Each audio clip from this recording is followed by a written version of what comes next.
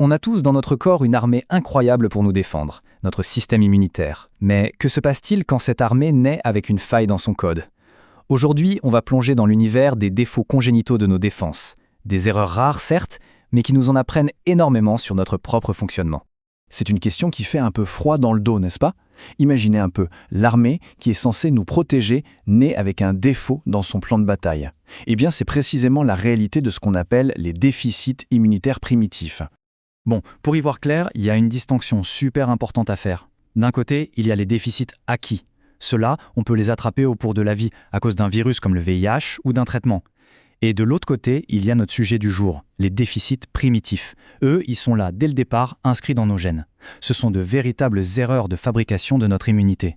Alors, pour vraiment saisir où le bât blesse, il faut d'abord se représenter ce fameux système immunitaire. Le plus simple, c'est de l'imaginer comme une armée incroyablement complexe et super bien organisée.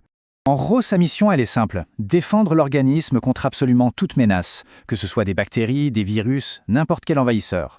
C'est une surveillance de tous les instants, assurée par une myriade de cellules et de molécules ultra spécialisées.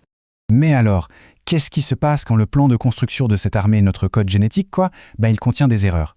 C'est là que les choses se compliquent sérieusement. Et là, on arrive au cœur du sujet. Le déficit immunitaire primitif, ou DIP.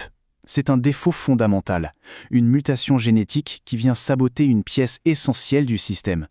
Ce n'est pas une petite faiblesse passagère, non, c'est un vrai problème de structure, gravé dans l'ADN. Et là, attention, le chiffre est assez dingue. Même si chaque type de DIP est rare en soi, les sources nous disent qu'on a identifié plus de 400 formes différentes. Mises ensemble, ça représente un champ d'études absolument considérable et surtout essentiel pour la médecine. Ok, maintenant, voyons un peu concrètement comment ces failles se manifestent. On va reprendre notre métaphore de l'armée et vous allez voir, c'est très parlant. On va explorer quelques-uns des scénarios les plus critiques. On commence par le sommet de la hiérarchie, le commandement. C'est le cas du déficit immunitaire combiné sévère, le DICS. C'est un peu comme avoir une armée sans généraux. Il y a bien des soldats, mais personne pour donner les ordres. Et oui, sans les lymphocytes T, nos généraux pour diriger la manœuvre, c'est le chaos total. Les autres unités, comme les lymphocytes B qui fabriquent les anticorps, nos usines d'armement, sont complètement paralysées. La conséquence, des infections dévastatrices causées par des microbes normalement inoffensifs, et ça dès les premiers mois de la vie. Un simple vaccin vivant peut même se transformer en menace mortelle. Allez, autre scénario possible. Cette fois, le commandement est bien là, les généraux donnent des ordres, mais il manque les usines d'armement. C'est le cas de l'agamaglobulinémie, que l'on connaît aussi sous le nom de maladie de Broughton. Le problème ici, c'est une mutation sur un gène bien précis, le gène BTK, et elle empêche les lymphocytes B d'arriver à maturité. Sans eux, pas d'anticorps, pas de munitions pour neutraliser les envahisseurs. Les infections bactériennes à répétition commencent en général vers 6 mois. C'est le moment critique où la protection transmise par la mère s'estompe. Et on a un troisième cas de figure tout aussi problématique. Les soldats de première ligne, qu'on appelle les phagocytes, sont bien là. Ils repèrent l'ennemi, ils l'encerclent même, mais au moment crucial, impossible de tirer. C'est la granulomatose septique chronique. En fait, le bug est super précis. Une enzyme, la NADPH oxydase, ne fonctionne pas. Or, elle est vitale pour produire les substances toxiques qui détruisent les microbes. Comme le corps ne peut pas les tuer, il les emmure dans des structures qu'on appelle des granulomes. Bref, on voit bien que le système peut flancher de plein de manières. Manque de commandement, manque d'armes ou des soldats incapables de se battre. Attention parce que notre armée immunitaire, ce n'est pas juste des cellules.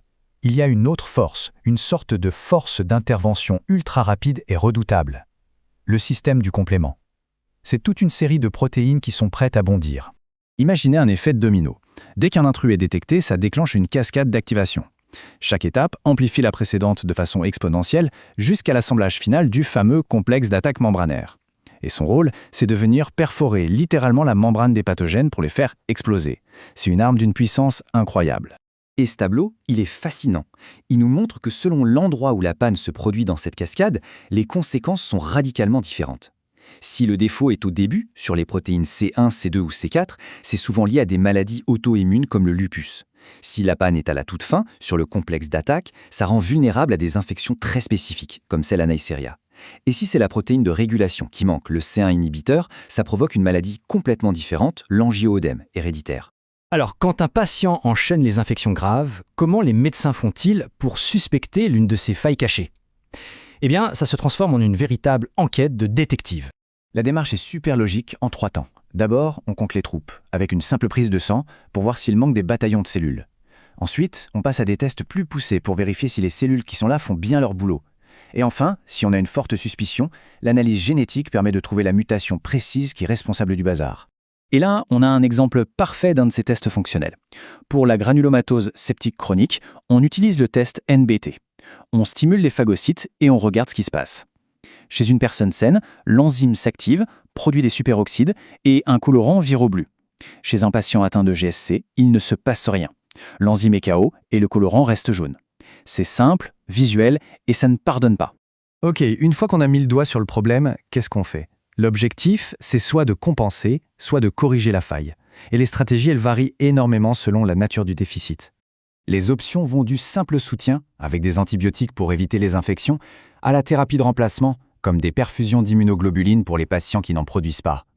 Et pour les cas les plus graves, comme le DIX, la solution la plus radicale et la plus efficace, c'est un redémarrage complet du système, grâce à une greffe de cellules souches. C'est un peu comme fournir au corps un tout nouveau plan de construction pour son armée. Mais au-delà du drame que ça représente pour les patients, il faut voir que ces maladies ont une valeur scientifique incroyable. Comme le soulignent les sources, ce sont de véritables expériences de la nature. C'est en étudiant ces pannes, ces bugs, que les scientifiques ont pu comprendre, par déduction, comment un système immunitaire sain est censé fonctionner. Et tout ça, eh bien, ça nous amène à une dernière question. Une question qui ouvre des perspectives. En étudiant ces cas extrêmes, ces failles fondamentales, est-ce qu'on ne trouve pas des pistes pour mieux comprendre et peut-être même renforcer les défenses de tout le monde? C'est une pensée qui nous rappelle à quel point notre santé repose sur un équilibre incroyablement complexe et délicat, un équilibre dont on commençait à peine à percer tous les secrets.